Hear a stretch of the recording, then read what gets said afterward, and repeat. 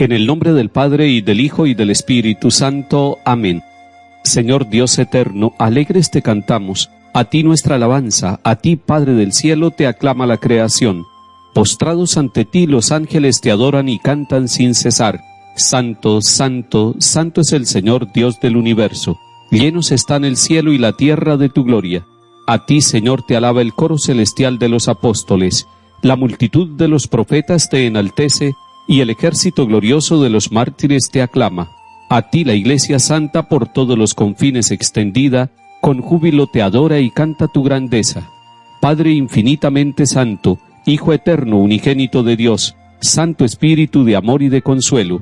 Oh Cristo, tú eres el Rey de la gloria, tú el Hijo y palabra del Padre, tú el Rey de toda la creación. Tú para salvar al hombre tomaste la condición de esclavo en el seno de una virgen. Tú destruiste la muerte y abriste a los creyentes las puertas de la gloria. Tú vives ahora inmortal y glorioso en el reino del Padre. Tú vendrás algún día como juez universal. Muéstrate pues amigo y defensor de los hombres que salvaste, y recíbelos por siempre allá en tu reino con tus santos y elegidos. Salva a tu pueblo, Señor, y bendice a tu heredad. Sé su pastor y guíalos por siempre. Día tras día te bendeciremos, y alabaremos tu nombre por siempre jamás. Dígnate, Señor, guardarnos de pecado en este día. Ten piedad de nosotros, Señor, ten piedad de nosotros. Que tu misericordia, Señor, venga sobre nosotros como lo esperamos de ti. A ti, Señor, me acojo, no quede yo nunca defraudado. Lectura de la carta del apóstol San Pablo a los Romanos, capítulo 6. Hermanos, uso un lenguaje corriente, adaptándome a su debilidad propia de hombres.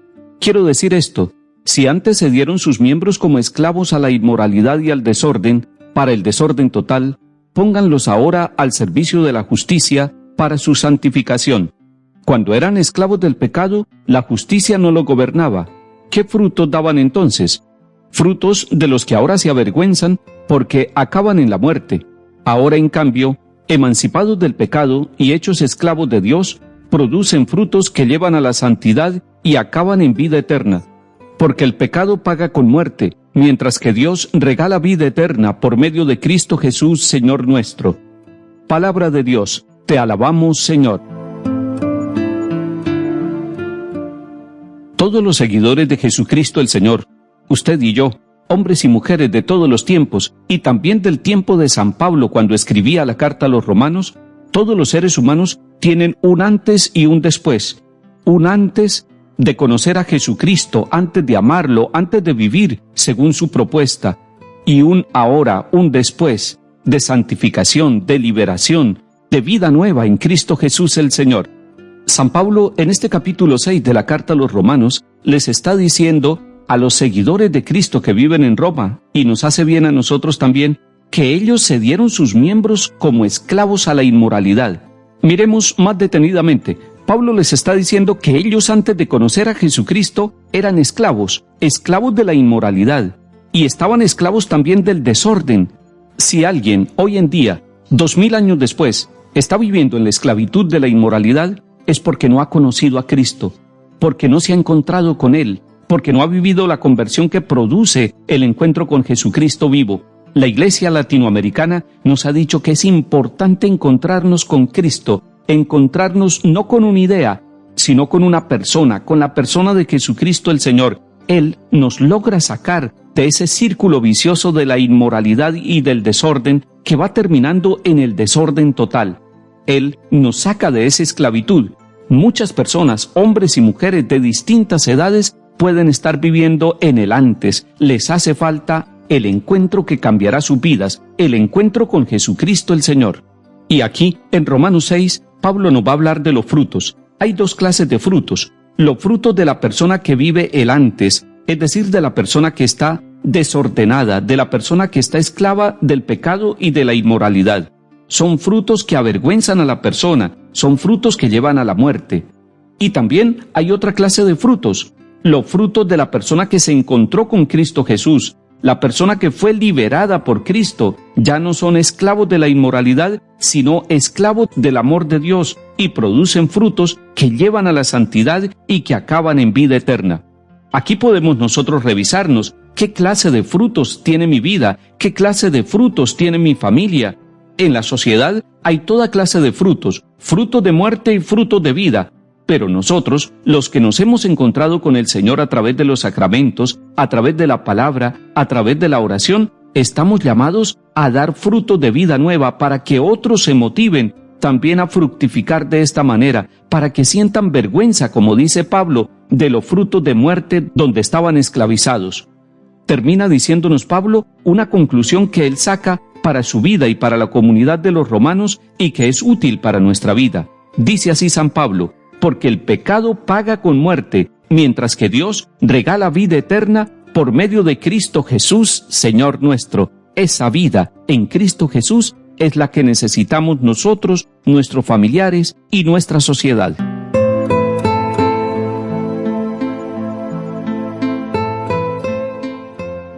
Salmo 1. Dichoso el hombre que no sigue el consejo de los impíos, ni entra por la senda de los pecadores, ni se sienta en la reunión de los cínicos, sino que su gozo es la ley del Señor, y medita su ley día y noche.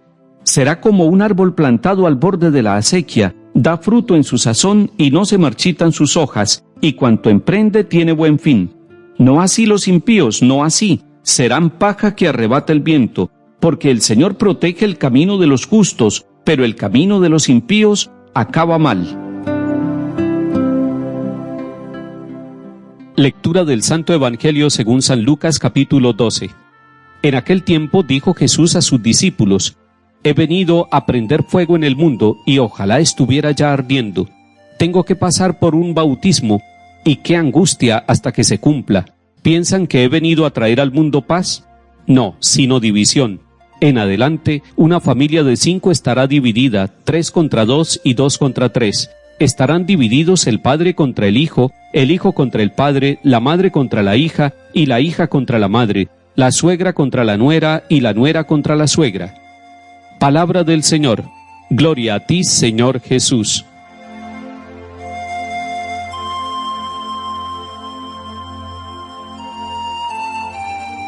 Tomemos esta parte del capítulo 12 de San Lucas para que nosotros sintamos que el Señor nos está hablando, que no solamente es un párrafo que se escucha y se lo lleva el viento, sino que llega a nuestro corazón. Está diciendo básicamente 3 cosas el Señor. Primero, que ha venido a prender fuego en el mundo y que ojalá estuviera ya ardiendo. Algunos se preguntarán de qué fuego se trata, y puede haber varias respuestas.